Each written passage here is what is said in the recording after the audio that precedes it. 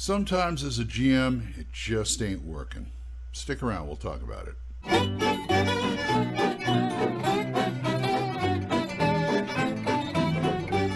Hi folks, Old Man Grognard here, and I wanted to talk about the dreaded DM or GM burnout.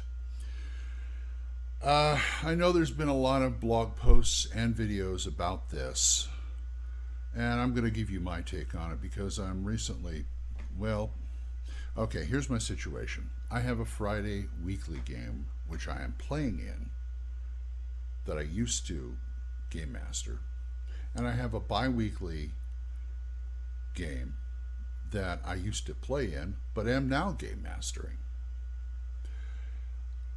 I have no trouble bouncing back and forth like that. But this last Saturday, we were playing Astonishing Swordsmen and Sorcerers of Hyperborea, and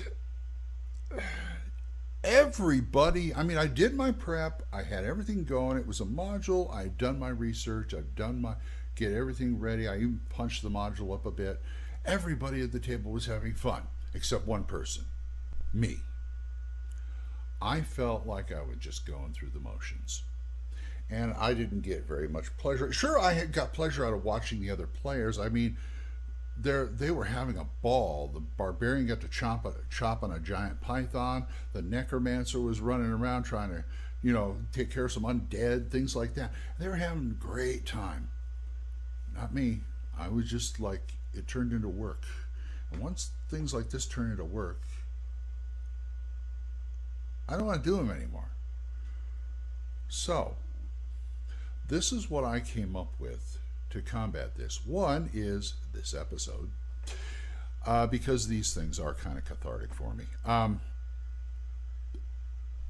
Okay, first one, take a step back. Just take a step back and see, what am I doing? Or what am I doing wrong? Or what's going on inside? Why am I not getting the pleasure or the enjoyment out of this like I used to? That's the first thing you have to do. The second thing you have to do is look at your schedule. Look at your schedule. I've got a weekly game on a Monday and a bi-weekly game on a Saturday. If that has to change, it has to change. And you just, you roll with it. But you sit down and go, okay, can I really maintain these games as they are? Or do you want to change it to the bi-weekly to the weekly, or weekly to the bi-weekly, or change it once a month? I would not recommend more time than once a month. If you do once every 6 months, you're going to have real problems. But, look at it that way. And also read or watch. What I mean by read or watch is there's a lot of people who play role-playing games who are bibliophiles. They like reading fantasy, science fiction, pulp, whatever. And I don't begrudge them that. I don't doubt them that. They make some great players. But for me, I'm a cinephile. I've been a film buff since before high school. And so for me, it's watching movies. It's not that I don't read. I read film books before I did gaming. I read game books. I've read some of the classics, mostly stuff like Sherlock Holmes, or the Alice books, or I've got a few Raymond Chandlers that I like. But you do what you need to do. I don't read all that much fiction, but I can read a comic book. So I found a bunch of old issues of the Marvel Conan stuff that I can go through. That gets my battery recharged. Junky science fiction and fantasy films like Krull, the Schwarzenegger Conan stuff, Mad Max. Just go through the classics. My favorite one's the Vikings. That one's an old one. And that will start doing this in your head. And that is kind of important because you got to recharge the battery every once in a while.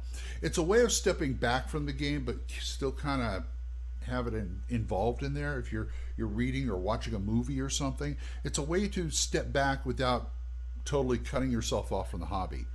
But and believe me, sometimes you have to do that. Another thing is do stuff with your family. Go on a vacation, whatever. Some people have to do that. But if you want to stay kind of in the hobby and stuff, read and watch, and just do stuff around town. I mean, I do karaoke too, so that gets it off my mind. Once in a while, you have to get it off your mind. You really do. I mean, sometimes reality comes crashing in. That'll do it to you.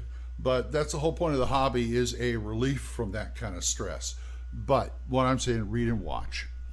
And 4, talk to your players. They will understand, believe me, for the most part. My players, like I've told before, I'm blessed with some great players in the Monday group and the Saturday group. The Saturday group's a little bit more challenging because they like a little more action. But like when I was running the Monday group, anything I threw at them, they were very accommodating. Anything I threw at them, whatever genre, okay, we're playing this. Anybody want to play? They all go, yeah, I'll play. And they'd bring it. They would bring it. They would just invest in it. Like, remember the buy-in? They would bring the buy-in. Boy, would they bring the buy-in. Both the groups would. So I feel like I have an obligation. If they're going to be that accommodating for me, I try to be accommodating for them. But at the same time, the little GM in the back of my head says, how is this going to affect the game? Not if it's going to affect the game. How? Because it will affect the game. So how will it affect the game? Most of the things, 90%, 99% of the things they throw at me, I roll with, and it makes the game better. I've yet to have a game be derailed. And I don't do the railroad or anything like that, but I have yet to have a game fall apart because of what players do. Or what I do, for that matter. The GM can screw it up just as well as the players can. What happens when I run a game, like I said, behind the screen, I'm half-brain GM, half-brain player. So I understand what they're doing. I understand how they're feeling. But at the same time, I also understand my role as a referee, as a game master, and what I prepared and stuff like that. And I put them together, and it goes on the table. They bring in their input, and that's how the game happens. Boom. And that's a good thing. So it's really good for a GM to be like half player, half GM. And that's another thing. Play sometimes. I got a Monday game I'm playing right now. I'm having fun, as a player. I don't know where it's going to go. I mean, that's the whole thing. Players don't know where it's going to go. Sometimes the GM, I don't know which way it's going to go. But I have a roadmap in my head, mostly. But the players don't know where it's going to go, and that's part of the fun. You got a character. Here's the thing in life. Here's the thing. Not what happens to you, it's how you react to it. And that goes double for role-playing a character. It's not what happens to them, it's how they react to it. And because those kind of sparks that you throw off, that's the game right there. Yeah. So, what do we have? We have, take a step back, look at your schedule, read and or watch stuff. And I mean, I'd even extend that to observe life. Look at people around you. See how they react. See how they act. Watch people. And talk to your players. Number one, talk to your players. They will understand. And it's easier these days with the internet. I mean, we have a Facebook page for both our games. And talk to them if you can't talk to them face to face. There's Skype. There's, call them on the phone, whatever you do. I mean, you can get a hold of players and talk to them and say, hey guys, or even at the beginning of the next session, which you're already committed to, because whatever I'm committed to that night, I'm gonna run.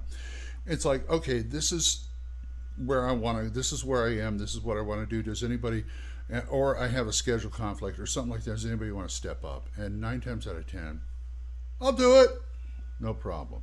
They also understand the way I am.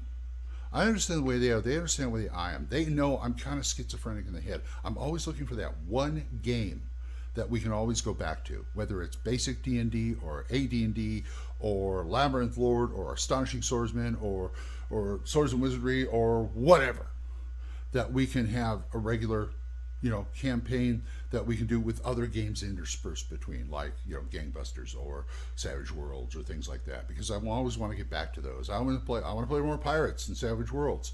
I've got a Gangbusters game. I got to play test with somebody else, some other people, because they already ran through it. We did Pulp. There's all this other stuff I want to do, but I want that one system that we can always go, okay, let's go back to this world, and this is what's happening, and whatever. So that's what I mean by talk to your players. So that's my advice on how to deal with GM burnout. And hopefully it'll help you. And if it does, or if you want to talk about it, I'm at oldmangrognard@gmail.com. So until next time, bye-bye.